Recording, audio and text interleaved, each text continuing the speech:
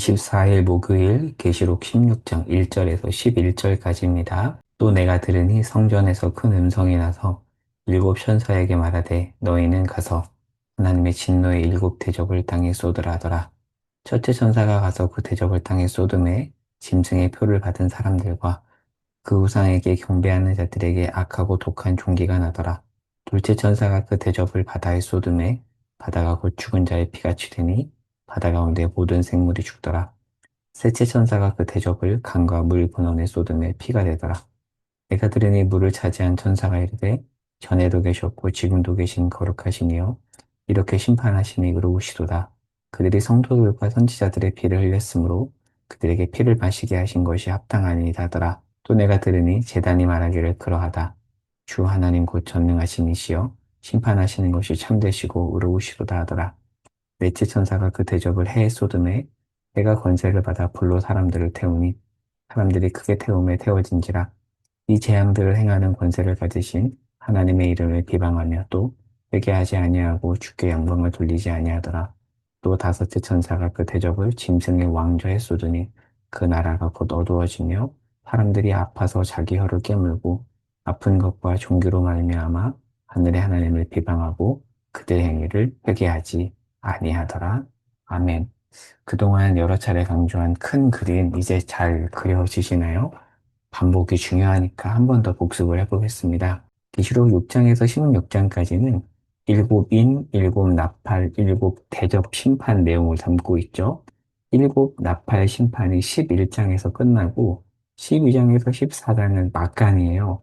막간에서 고난 배후의 영적 전쟁 모습을 설명하고요. 그리고 15장에서 16장은 마지막 일곱 대접 심판을 언급합니다. 어제 본문 15장은 일곱 대접 심판 준비 서곡이라면 오늘 본문 16장은 일곱 대접 심판이 본격적으로 실행되는 장면입니다. 그러면 오늘 본문 16장 들어가 보겠습니다. 16장 1절에 보면 큰 음성이 나서 일곱 대접 심판을 실행할 천사들에게 하나님의 진노의 일곱 대접을 땅에 쏟으라고 하죠. 그리고 일곱 대접 심판이 실행되는데 오늘 본문은 다섯 번째 재앙까지 나와요. 다섯 번째 심판까지 나오고요.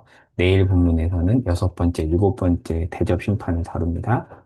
그러면 본문 7절에 보면 진노의 대접에서 대접 심판이 시작이 됩니다. 진노가 담긴 대접. 그런데 이 대접에는 5장 8절에 보면 우리가 그동안 여러 번 봤죠? 이 대접에는 뭐가 담겨 있었죠? 성도의 기도가 담겨 있었어요. 그러니까 진노의 대접에서 일곱 대접 심판이 시작된다는 것은 성도의 기도에 대한 응답으로 심판이 실행된다는 겁니다. 이거는 요한계시록에서 계속 반복해서 얘기하는 부분이죠. 그리고 일곱 대접 심판의 중요한 특징을 어제 본문 15장 8절에서 볼 수가 있는데요. 어제 본문 15장 8절 볼까요? 이렇게 돼 있죠. 하나님의 영광과 능력으로 말미암아 성전의 연기가 가득 차매 일곱 천사의 일곱 재앙이 마치기까지는 성전의 능이 들어갈 자가 없다. 그러니까 일곱 대접 심판이 끝날 때까지 성전 문이 닫혀 있대요. 무엇을 의미할까요? 그러니까 이전까지 성전에서 사람들은 회개의 제사를 드리고 속죄를 받을 수 있었다면 마지막 일곱 대접 심판 때는 이 기회조차 차단된다는 겁니다. 그러니까 전에 심판이었던 일곱 나팔 심판 때는 회개하면 용서받을 기회가 있었습니다. 하지만 일곱 대접 심판에서는 그게 없는 거예요. 그러니까 일곱 나팔 심판이 일종의 징계라면, 징계는 잘못하면 회복시킬 가능성이 있지만 일곱 대접 심판은 이제 그런 기회가 없는 최종 심판입니다. 나팔 심판에서는 3분의 1이 불타잖아요. 그런데 일곱 대접 심판에서는 전부 불탑니다. 3분의 1이 불탄다는 것은 3분의 2에게 기회를 준다는 건데 일곱 대접 심판에서는 그렇게 3분의 1, 4분의 1 이런 언급이 없습니다. 전체가 망합니다. 그런데 그때 성도들은 보호받습니다. 마치 출애굽 때 문설주의 피를 바른 집은 재앙의 유월, 패스오버 된 것처럼 성도들은 일곱 대접 심판 때 보호를 받습니다. 자, 그러면 오늘 본문에 나오는 첫 번째 대접 심판부터 다섯 번째 대접 심판에 대해서 간단하게 정리해 보면 첫 번째 대접 심판은 2절에 나오는데요. 짐승이 표를 받고 그 우상에게 경배한 자에게 임하는 심판이고요. 두 번째와 세 번째 대접 심판은 물에 임합니다. 그러니까 바다와 강과 물, 그렇게 대접을 쏟자 생물이 죽고 물이 파괴가 돼요. 그런데 3절에서 4절에 나오는 두 번째, 세 번째 대접 심판 이후에 5절에서 7절에 보면 중간에 설명하는 내용이 나오는데요. 5절에서 7절을 보시겠습니까? 뭐라고 돼 있죠? 물이 다 피가 되는데, 그러니까 두 번째, 세 번째 대접 심판 때 물이 피가 되잖아요. 근데 이 피는 어떤 피래요? 성도들이 흘린 피에 대한 대가로 행하는 심판이래요. 그러면서 천사들이 어떻게 말하죠?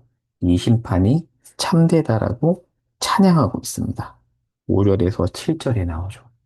그러니까 하나님은 어떤 분이냐면 반드시 성도들의 피 눈물과 억울한 피를 기억하며 공의로 판단하는 분이라는 거죠.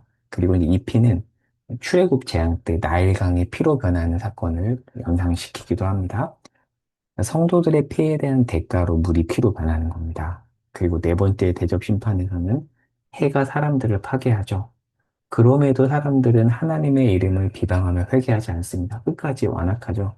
원래 태양은 생명의 근원이지만 이제 심판 도구가 됩니다. 그리고 10절에서 11절 다섯 번째 대접 심판에서는 흑암이 덮여서 사람들에게 고통을 주지만 회개하지 않습니다. 그러면 정리해 볼게요. 오늘은 5절에서 7절 내용을 보겠습니다. 여기를 초점을 두고 정리하고 적용해 볼게요. 하나님은 어떤 분인가? 6절에 보면 성도들과 선지자들이 흘린 피, 이들은 무고한 자입니다. 그러니까 무고한 피예요. 잘못해서 흘린 피가 아니라 무고한 자들의 피입니다. 그들의 피, 희생을 반드시 기억하며 공의로 판단하여 갚으신다라고 하죠. 그래서 7절에 보면 이렇게 말하잖아요. 주 하나님 곧 전능하신 이시여 심판하시는 것이 참되시고 의롭다. 하나님은 공의로운 분이에요. 그러니까 하나님은 반드시 공의로 판단하여 악에 대해서 갚으십니다. 자, 그러면 이 말씀을 오늘날 우리에게 어떻게 적용할 수 있을까요? 사실 이런 공의로 심판한다, 이런 부분에 대해서 잘 교회 안에서 다루지 않잖아요. 그런데 성경은 분명하게 말합니다. 하나님이 공의로 판단한다. 악에 대해서 심판한다. 이 말씀을 오늘날 이렇게 적용해 볼 수 있겠죠. 이 시대에도 여전히 사탄의 가치를 따르는 자들에 의해서 무고한 자들이 피를 흘리는 일들이 있습니다. 정의의 하나님, 공의의 하나님은 이 현실을 어떻게 바라볼까요? 우리에게 적용하면서 질문해 보는 겁니다. 우리는 이러한 현실을 마냥 침묵하며 지켜만 보고 있는 건 아닐까요? 하나님이 공의의 하나님이기도 한데, 공의의 하나님을 외면하고, 침묵하고 외면하고만 있는 것은 아닐까? 자, 그렇다면 우리가 할 수 있는 건 뭘까요? 작게라도 할 수 있는 것은 무엇일까? 오늘은 그 오픈 결말입니다. 여러분에게 질문을 던집니다. 각자 생각하고 정리해 보시기 바랍니다. 기도하겠습니다. 하나님, 무고한 자의 피를 기억하며 공의로 판단하는 분이 하나님이십니다. 그 하나님의 성품을 우리 삶과 우리 공동체에 담아내게 하옵소서. 예수님의 이름으로 기도합니다. 아멘.